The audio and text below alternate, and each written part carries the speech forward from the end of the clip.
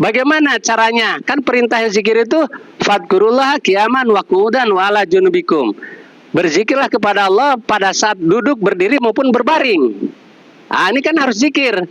Bagaimana caranya? Karena tidak mungkin lagi di pukul teriak-teriak la ilaha illallah, la ilaha illallah, di jalan la ilaha illallah, la ilaha illallah, kan? Tidak mungkin seperti itu. Nah, itulah kemudian para pendahulu dari ulama-ulama itu membuat satu metode untuk mengamalkan la ilaha illallah itu. Cara-caranya, bimbingannya supaya tercapai tujuan tadi. Bagaimana caranya berzikir supaya bisa lama, bagaimana berzikir supaya dalam keadaan duduk, berdiri maupun baring kita termasuk dalam berzikir. Bahkan di dalam sholat pun aqimis sholat ali zikri. Nah, bagaimana caranya supaya kita bisa berzikir di dalam sholat? Karena sholat itu tentu tujuannya adalah untuk zikrullah. Nah, itulah ada metode-metode itu. Makanya itulah ada disebut Sajiliyah, berarti Imam Sajili yang merintis cara-cara menzikirkan itu. Ada Qadiriyah, Naksabandiyah, apa dan selain sebagainya gitu. Nah, makanya kalau tidak ikut metode itu kita susah. Makanya banyak bertanya bagaimana salah supaya khusyuk. Ya boleh orang teorinya harus menteri terjemahan apa semua, harus hafal ayatnya terus hafal terjemahannya, boleh saja itu dalam teori. Tetapi dalam prakteknya sekalipun kita sudah hafal terjemahannya itu tidak bisa khusyuk. Sulit untuk khusyuk ya gitu kan. Nah, tetapi kalau sudah masuk toriko apapun maka dia akan cepat khusyuknya, mudah untuk melaksanakan sholat secara khusyuk. Bukan hanya sholat saja, tetapi dalam kehidupan sehari-hari pun begitu. Termasuk seperti Abah, alhamdulillah barokahnya. Setelah mengikuti thariqah, Abah tidak ada kebencian kepada siapapun. Gitu kan. Bagaimana memahami terhadap ada yang ekstrim, ada yang ini, itulah semua dinamika. Tetapi kembali lagi bahwa semua itu adalah kekuasaan Allah. Gitu kan. Kira-kira Pak Iying, gimana sebelum ke yang lain? Sudah ada pahaman sedikit? Oke. Ya. Saya Pak ya. Oke, Pak Imam Idris ya. Iya. Terima kasih. Kesempatan Pak Imam Idris dulu ya, Pak Lang ya. Oke, Pak Imam Idris dulu ya. Monggo. Baik, terima kasih Abah atas kesempatan berikan pada saya, Pak. Saya menanggapi dari Pak Iying ya. Kurang keras sedikit ya, mohon maaf ya. Apa Abah tunggu dulu ya, Abah mungkin terganggu. Ya, lanjut. Iya. Jadi saya cuma ingin menanggapi sedikit dari Abah, dari Iying ya. Jadi gini, kita di dalam Islam itu dianjurkan untuk bertarikoh.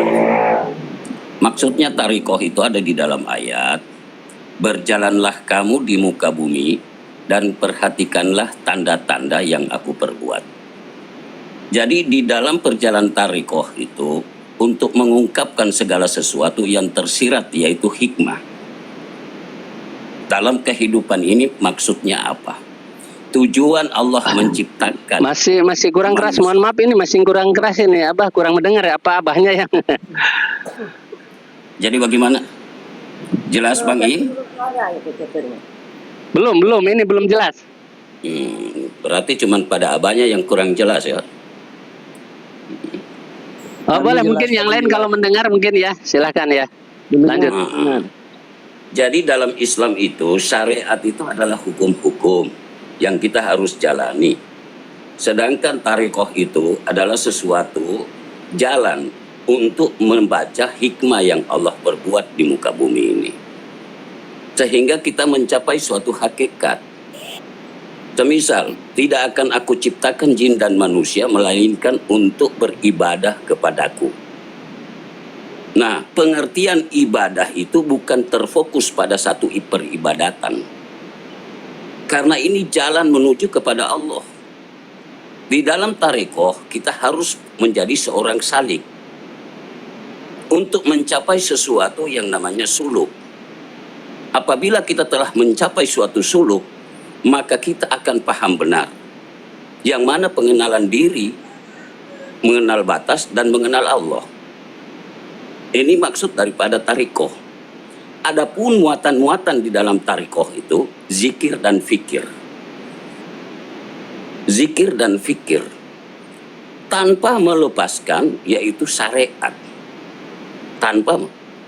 Tarikoh diibaratkan seperti jalan, Rambu lalu lintas adalah syariat. Tempat tujuan kita berjalan adalah hakikat, dan mengenal sesuatu di tempat tujuan itu adalah makrifat.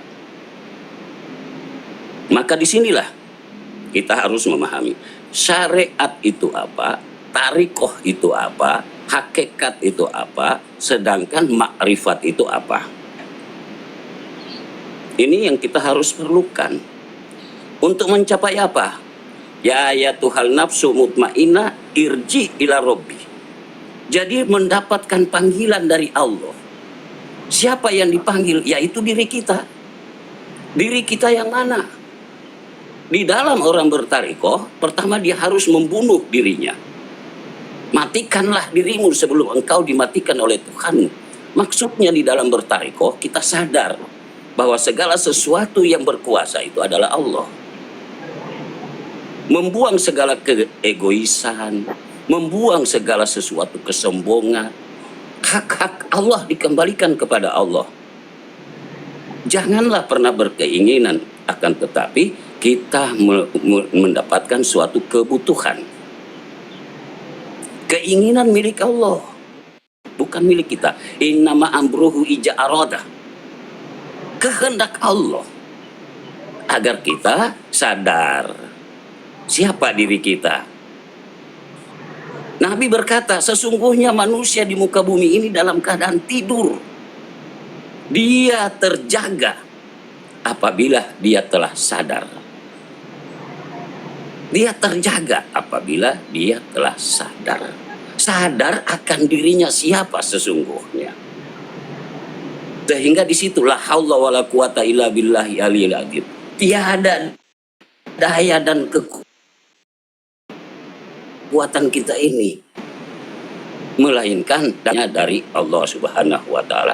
Tiada yang berkehendak dalam diri kita kecuali Allah.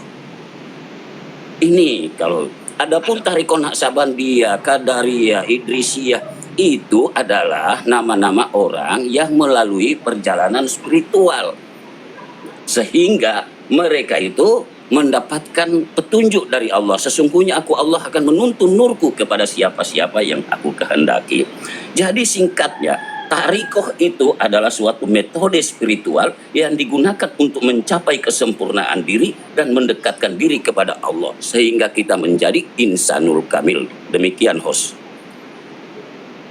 Oke, terima kasih ya. Terima kasih Pak Imam. Alhamdulillah, terima kasih ya. Begitulah semakin jelas ya. Tetapi harus dipahami bahwa Thariqah itu bukan satu-satunya jalan. Thariqah zikir maksudnya ya. Thariqah itu secara umum yaitu jalan untuk menuju ridha Allah. Nah, thariqah zikir itu bukan satu-satunya jalan. Kalau Imam Ibnul Qayyim Al-Jauziyah itu ada kurang lebih 40 jalan untuk mencapai ridho Allah. Salah satunya adalah melalui zikrullah, gitu. Sebagaimana digambarkan tadi, kenapa banyak yang memilih jalan dengan zikrullah? Karena itu lebih mudah, gitu. Hanya kalimat la ilaha illallah. Terus diucapkan secara ini dakwah mulai dari ucapan secara lisan, ucapan aja dulu la ilaha illallah, la ilaha illallah, la ilaha illallah. Nanti kemudian sesuai sarannya Pak Imam Idris, diperdalam makna la ilaha illallah apa semua kan. Kemudian terus belajar sampai kemudian mengetahui hakiki yang paling hakiki